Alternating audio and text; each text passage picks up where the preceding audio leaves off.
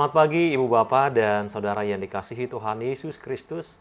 Kita berjumpa kembali dalam Renungan Harian HKBP Rasot Sutoyo, Jumat 14 Juli 2023. Tetapi sebelum mendengarkan firman Tuhan, marilah kita berdoa.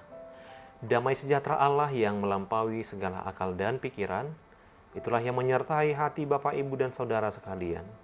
Di dalam Kristus Yesus Tuhan kita. Amin. Firman Tuhan bagi kita hari ini diambil dari kitab Lukas pasal 15 ayatnya yang ke-7. Demikian sabda Allah.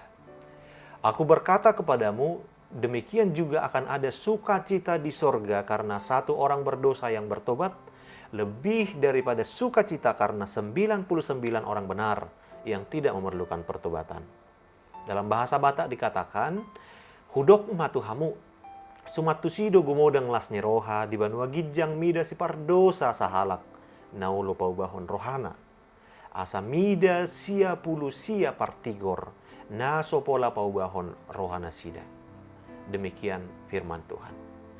Ibu apa yang dikasihi Tuhan Yesus Kristus, di dalam teks Alkitab Matius 9 ayat 12 sampai 13 ada tertulis, bukan orang sehat yang memerlukan tabib, tetapi orang sakit. Jadi, pergilah dan pelajarilah arti firman ini. Yang ku kehendaki ialah belas kasihan dan bukan persembahan. Karena aku datang bukan untuk memanggil orang benar, melainkan orang berdosa. Inilah misi yang diberikan Bapa kepada anaknya, Yesus Kristus. Dalam perikop kita hari ini diceritakan bahwa orang-orang Farisi dan Saduki serta ahli-ahli Taurat sangat alergi terhadap orang-orang yang dianggap berdosa. Berlawanan dengan Tuhan Yesus yang justru menjangkau dan melayani orang-orang berdosa. Bukan menghakimi, mencela, dan menjauhi mereka seperti yang dilakukan orang-orang Farisi dan Saduki, juga ahli-ahli Taurat. Setiap kali Tuhan Yesus dekat dengan para pendosa, mereka langsung mengkritik Yesus habis-habisan. Contoh, ketika para pemungut cukai dan orang-orang berdosa datang kepada Yesus, maka bersungut-sungutlah orang-orang Farisi dan ahli-ahli Taurat, katanya. Ia menerima orang-orang berdosa dan makan bersama-sama dengan mereka. Lukas 15 ayat 2. Oleh karena itu Tuhan Yesus memberikan perumpamaan supaya mereka mengerti benar akan maksud dan tujuannya datang ke dunia. Ada 3 perumpamaan yang disampaikan Tuhan Yesus, yaitu tentang domba yang hilang, dirham yang hilang, dan juga anak yang hilang. Meski mempunyai 100 ekor domba, jika ada seekor domba yang hilang, si gembala pasti akan pergi mencari dombanya yang sesat itu. Dan kalau ia menemukannya, ia meletakkannya di atas bahunya dengan bergembira. Lukas 15 ayat 5. Begitu juga seorang wanita yang kehilangan 1 dari 10 dirhamnya, pasti akan berupaya dengan sekuat tenaga untuk mencarinya. Dan ketika dirhamnya ditemukan kembali, bersukacitalah wanita itu. Seorang ayah meluapkan kegembiraannya yang tiada tara ketika melihat anaknya yang hilang telah kembali ke rumah. Bahkan ia memberi perintah kepada hamba-hambanya untuk memakaikan kepadanya jubah yang terbaik, cincin, dan juga sepatu.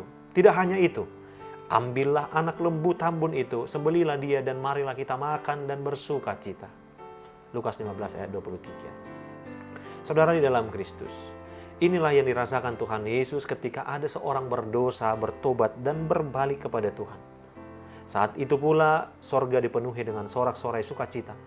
Tangan Tuhan selalu terbuka menyambut anak-anaknya yang terhilang, yang mau kembali kepadanya. Sungguh Tuhan itu pengasih dan penyayang, panjang sabar dan besar kasih setianya. Oleh karena itu, selagi masih ada waktu dan kesempatan, jangan pernah sia-siakan anugerah keselamatan yang Dia berikan. Jangan menunda-nunda waktu untuk bertobat, karena kita tidak tahu berapa lama lagi kita hidup di dunia ini. Sebab jika sudah terlambat, kita tidak punya waktu lagi untuk memperbaikinya. Yang ada hanyalah penyesalan tiada arti. Amin, kita berdoa. Bapa Surgawi, terima kasih untuk napas kehidupan dan hari baru ini. Kami memohon ya Tuhan, tuntunlah kami keluar dari kubangan dosa dan berpaling hanya kepadamu saja. Amin. Selamat pagi dan selamat beraktivitas Ibu Bapak yang dikasihi Tuhan Yesus Kristus. Tuhan Yesus memberkati.